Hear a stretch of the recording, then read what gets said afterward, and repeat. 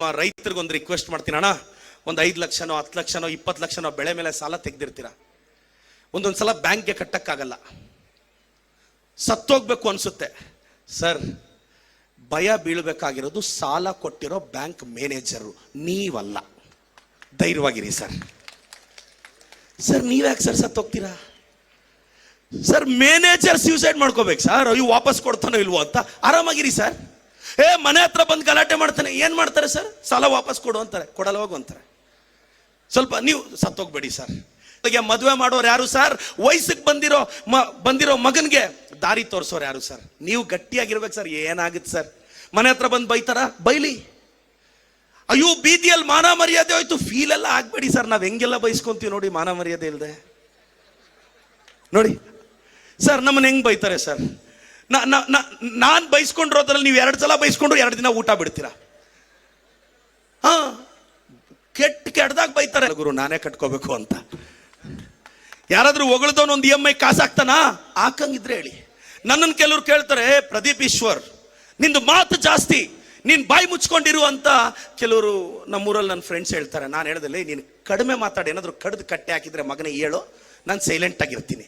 ನಾನು ಜಾಸ್ತಿ ಮಾತಾಡಿ ಪರಿಶ್ರಮ ನೀಟ್ ಅಕಾಡೆಮಿ ಕಟ್ಟಿದ್ದೀನಿ, ಚಿಕ್ಕಬಳ್ಳಾಪುರಕ್ಕೆ MLA ಆಗಿದ್ದೀನಿ. ನಾನು ಹೇಳೋದಿಷ್ಟೇ, ಅವ್ರು ಯಾರೋ ಹಂಗಿರಂಗೆ ಇರ್ಬೇಕು ಅಂತ ಎಲ್ಲ ಯೋಚನೆ ಮಾಡಬೇಡಿ. ನಿಮ್ಗೆ ಹೆಂಗ ಅನ್ಸುತ್ತೋ ಹಂಗಿರಿ, ಆರಾಮಾಗಿರಿ, ತಲೆಗೆಡ್ಸ್ಕೋಬೇಡಿ, ಜಾಸ್ತಿ ಟೆನ್ಷನ್ಸ್ ಎಲ್ಲ ತಗೋಬೇಡಿ, ಕೂಲಾಗಿರಿ ಸರ್. ದೊಡ್ಡ ಅವಮಾನ ಆದ್ರೆ ಏನ್ ಮಾಡ್ಬೇಕು ಸರ್? ಬೈದಿರೋನು ಸತ್ತೋಗ್ತಾನೆ, ಭಯ ಬೀಳ್ಬೇಡಿ. ಬೈಸ್ಕೊಂಡವನು ಹೋಗ್ತಾನ, ಬೈದಿರೋನು ಹೋಗ್ತಾನ. ಒಂದು 40-50 ವರ್ಷ ಕಾಯ್ಬೇಕಷ್ಟೆ. ಏನಿದೆ ಸರ್? 60-70 ವರ್ಷ ಆದ್ಮೇಲೆ ದೇವಸ್ಥಾನಗಳಿಗೆ, ಡಯಾಗ್ನೋಸ್ಟಿಕ್ ಸೆಂಟರ್ಗಳಿಗೆ ಓಡಾಡೋದು ಬಿಟ್ರೆ ಇನ್ನೇನಿರುತ್ತೆ? ಏನೂ ಇರಲ್ಲ. ನಾನೆಲ್ಲ ಯಂಗ್ಸ್ಟರ್ಸ್ಗೆ ಒಂದು ಹೇಳೋದು, ಹುಡುಗರು ದಯವಿಟ್ಟು ನಾನು, ಯಾಕೆಂದ್ರೆ ಪೋಷಕರಿಗೆ ನಿಮ್ಮ ಮಕ್ಕಳಿಗೆ ನೀವು ಹೇಳಕ್ಕಾಗಲ್ಲ ಸರ್.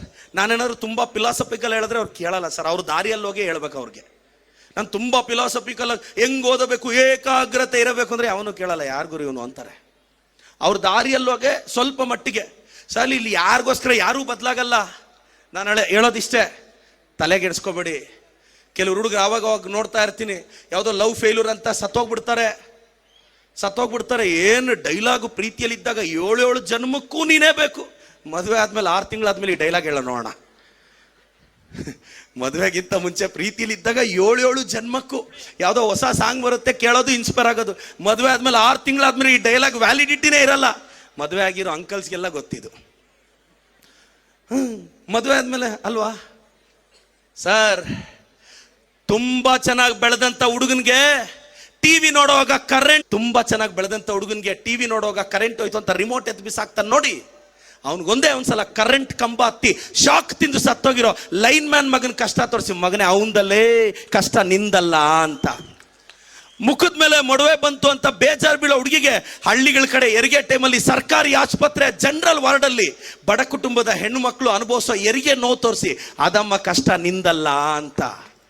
90% ಬರೋ ಮಗ 60% ಬಂದಂತ ಬೇಜಾರು ಬೀಳೋ ತಂದೆಗೆ ಮಾನಸಿಕ ಅಸ್ವಸ್ಥ ಹುಡುಗನ ತಂದೆಯ ಸಹನೆ ತೋರಿಸಿ, ಇನ್ ಟೈಮ್ಗೆ ಬಾಯ್ ಫ್ರೆಂಡ್ ಮೆಸೇಜ್ ಬರಲಿಲ್ಲ ಅಂತ ಬೇಜಾರು ಬೀಳೋ ಹುಡುಗಿಗೆ ತಂದೆ ತಾಯಿನ ಕಳ್ಕೊಂಡು ತಂಗಳನ್ನ ತಿಂದು ಔಟ್ಡೇಟೆಡ್ ಬುಕ್ಸ್ ಓದಿ ಅಪ್ಡೇಟ್ ಆಗಿ ರ್ಯಾಂಕ್ ಬರೋ ಸ್ಲಮ್ ಹುಡುಗಿಯರ ಕತೆ ತೋರಿಸಿ, ಇಷ್ಟಪಟ್ಟು ಹುಡುಗಿ ಮತ್ತೊಬ್ಬನ ಜೊತೆ ಸಲಿಗೆಯಿಂದ ಮಾತಾಡಿದ್ರು ಅಂತ ಬೇಜಾರು ಬೀಳೋ ಹುಡುಗರಿಗೆ ತಂದೆ ತಾಯಿನ ಕಳ್ಕೊಂಡು ಬ್ಯಾಕ್ ಗ್ರೌಂಡ್ ಇಲ್ಲದೆ ವಿಧಾನಸೌಧದಲ್ಲಿ ಒಂದು ಚೇರ್ಗೆ ಖರ್ಚೀಪ್ ಆಗಿರೋ ನನ್ನಂತವನ್ನು ತೋರಿಸಿ, ರಿವೈಂಡ್ ಮಾಡ್ಕೊಂಡು ಒಂದು ಡೈಲಾಗ್ ಹೇಳಿ ನೋಡೋಣ. ಡೈಲಾಗ್ ಅಲ್ಲ ಸರ್, ಇದು ಸರಸ್ವತಿ ಸರ್, ಇದು ಸರಸ್ವತಿ. ಇದು ನಾನ್ ಸರಸ್ವತಿ ಹೊಲಿಸ್ಕೊಂಡಿದ್ದೀನಿ, ಅದಕ್ಕೆ ಲಕ್ಷ್ಮೀ ದೇವಿನೂ ಜೊತೆಯಲ್ಲಿದ್ದಾಳೆ. ವರ್ಷಕ್ಕೆ 700-800 ಜನ MBBS ಡಾಕ್ಟರ್ಸ್ನ ರೆಡಿ ಮಾಡ್ತಿದ್ದೀನಿ. ಒಂದು ಸಂಸ್ಥೆ ಕಟ್ಟಿದ್ದೀನಿ. ದೈವ ಬಲ ಚೆನ್ನಾಗಿತ್ತು. ನನಗೆ ಕಾಶಿ ವಿಶ್ವನಾಥನ ಆಶೀರ್ವಾದ ನನಗೆ ಬಹಳ ಮುಖ್ಯ. ನನಗೆ ದೈವ ಸಂಕಲ್ಪ ಇಲ್ಲ ಅಂದ್ರೆ ಇವೆಲ್ಲ ಆಗಲ್ಲ ಸರ್. ಅಣ್ಣ ರವಿ ಅಣ್ಣ, ಭೋಗನಂದೀಶ್ವರ ಟೆಂಪಲ್ ಇದೆ ನಮ್ಮಲ್ಲಿ. ಶಿವರಾತ್ರಿಯಲ್ಲಿ ಭೋಗನಂದೀಶ್ವರ ಟೆಂಪಲ್ ಅಲ್ಲಿ ರಥ ಮುರಿದೋಗುತ್ತೆ. ಅದಾಗಿದ್ದು 1 ತಿಂಗಳಿಗೆ ನನಗೆ ಟಿಕೆಟ್ ಸಿಗುತ್ತೆ. ಆ ಭೋಗನಂದೀಶ್ವರ ನನ್ನನ್ನು ಗೆಲ್ಸ್ಕೊಂಡ್ ಬರ್ತಾನೆ. ನೀವು ನಂಬ್ತಿರಲ್ಲ, ನನಗೆ B.Pharm ಸಿಕ್ಕಿದ್ದು 1 ವರ್ಷದ ಹಿಂದೆ. ನಾನು ಕಾಶಿ ವಿಶ್ವನಾಥನ ದೇವಸ್ಥಾನದಲ್ಲಿ ದರ್ಶನಕ್ಕೆ ಹೋಗಿರ್ತೀನಿ. ಇವೆಲ್ಲ ಕೋ ಇನ್ಸಿಡೆನ್ಸಸ್. ಈ ದೇವಸ್ಥಾನಕ್ಕೆ ಬಂದು ಹೋಗಿದ್ದೀನಿ, ರಾಜಭವನಕ್ಕೂ ಹೋಗ್ತೀನೇನೋ ನಂಬಿಕೆ ಇದೆ, ದೇವ್ರ ಆಶೀರ್ವಾದ. ಪೂಜೆಗೆ ಬರ್ತೀನಣ್ಣ. ನನಗೆ ನಂಬಿಕೆ ಇದೆ. ಆರಾಮಾಗಿರಿ ಸರ್, 4 ಕಾಸು ಎತ್ತಿಟ್ಕೊಳ್ಳಿ ಸರ್, ಮಕ್ಕಳಿಗೆ ಎಷ್ಟಾದರೂ ಇದು ಮಾಡಿ, ಸ್ವಲ್ಪ ದುಡ್ಡಾದರೂ ಇರಲಿ ಸರ್. ನಾಳೆ 60-70 ವರ್ಷ ಆದರೆ ಒಂದೊಳ್ಳೆ ಹಾಸ್ಪಿಟ್ಲಲ್ಲಿ ಒಂದೊಳ್ಳೆ ಟ್ರೀಟ್ಮೆಂಟ್ ತಗೊಳ್ಳೋ ಶಕ್ತಿ ಆದರೂ ಇರ್ಬೇಕು ಸರ್. ಅಷ್ಟೆಲ್ಲ ದುಡ್ದು ಒಂದು MRI ಸ್ಕ್ಯಾನ್ಗೋ ಒಂದು CT ಸ್ಕ್ಯಾನ್ಗೋ ದೊಡ್ಡ ಸಾಲಲ್ಲಿ ಆಸ್ಪತ್ರೆಯಲ್ಲಿ ನಿಲ್ಲೋ ಪರಿಸ್ಥಿತಿ ನಿಮಗೆ ಬರಬಾರ್ದು ಸರ್. ನಾಳೆ ಮೆಡಿಸಿನ್ಗೂ ಮಾತ್ರೆಗಳಿಗೂ ದುಡ್ಡನ್ನ ಯಾರನ್ನೋ ನೆಂಟರನ್ನ ಕೇಳಿ ಗೂಗಲ್ ಪೇ ಮಾಡಿಸ್ಕೊಂಡು ಇರಬಾರ್ದು ಸರ್. ಎಲ್ಲೋ ಗೂಗಲಲ್ಲೇ ಇಲ್ಲದೆ ಇರೋ ನಿಮ್ಮ ಮಗನ ಇತಿಹಾಸನ ಗೂಗಲಲ್ಲಿ ಬರ್ಸಿರ್ತೀರಾ, ನಿಮ್ಮ ಮಗಳ ಇತಿಹಾಸನ ಗೂಗಲಲ್ಲಿ ಬರಂಗೆ ಮಾಡಿರ್ತೀರಾ. ಆದರೂ ಮಕ್ಕಳು ನೆಗ್ಲೆಕ್ಟ್ ಮಾಡಿ ಹೊರಟೋಗ್ತಾರೆ. ತಪ್ಪೇನಿಲ್ಲ ಸರ್, ನೀವು ಅವ್ರನ್ನೂ ಬ್ಲೇಮ್ ಮಾಡಬಾರ್ದು ಸರ್ ಜಾಸ್ತಿ. ಅವ್ರಿಗೂ ಹೆಂಡ್ತಿ ಮಕ್ಕಳು ಫ್ಯೂಚರು ಅವ್ರ ಎಜುಕೇಷನ್ ಎಲ್ಲ ಇರುತ್ತೆ ಸರ್. ಇದನ್ನ ಅರ್ಥ ಮಾಡ್ಕೊಳ್ಳಿ ಸರ್. ಸುಮ್ಮನೆ ಯಾವುದೋ ಕಾಲದಲ್ಲಿ ಒಬೇರಾಯನ ಕಾಲದಲ್ಲೆಲ್ಲ ಇರಬೇಡಿ ಸರ್. ಸಾಕಿದ್ದೀರಾ, ಮದುವೆ ಮಾಡಿದ್ದೀರಾ, ಅವ್ರ ಭಾಗ ಅವ್ರಿಗೆ ಕೊಡಿ, ಜಾಸ್ತಿ ಎಕ್ಸ್ಪೆಕ್ಟೇಷನ್ಸ್ ಇಟ್ಕೋಬೇಡಿ ಅಷ್ಟೇ. ನೀವೊಂದು ಮಗಳಿಗೆ ಮದುವೆ ಮಾಡಿ ಕಳಿಸಿದ್ರೆ ಬಹಳಷ್ಟು ಜನ ಹೆಣ್ಮಕ್ಳಿಗೆ ಗೊತ್ತಿಲ್ಲ, ಮದುವೆ ಗ್ರ್ಯಾಂಡ್ ಆಗುತ್ತೆ, ಮದುವೆ ಫಿಕ್ಸ್ ಆಗುತ್ತೆ ರೀ, ಇಂಥ ಸ್ಕೂಲ್ಗೆ ಹಾಕ್ರಿ ಅಂತ ಹೇಳೋದೇ ಅಮ್ಮನ ಕರ್ತವ್ಯ. ಸ್ಕೂಲ್ ಫೀಸ್ ಕಟ್ಟೋದು ಅಪ್ಪನೇ ಸರ್. ಇಂಥ ಹುಡುಗ ಇರ್ಲಿ ಅಂತ ಹೇಳಿ ಅಮ್ಮ ಹೇಳಿದ್ರೆ ಚೌಲ್ಟ್ರಿಗೆ ಅಡ್ವಾನ್ಸು, ಮುತ್ತೂಟ ಮಣಾಪುರಂ ಅಲ್ಲಿ ಗೋಲ್ಡ್ ಫ್ಲೆಡ್ಜ್ ಮಾಡು, 40-50 ಲಕ್ಷ ಸಾಲ ಮಾಡು, 2% 3% ಬಡ್ಡಿ ಕಟ್ಟು ಅಪ್ಪನ ಹೆಗಲಿಗೆ.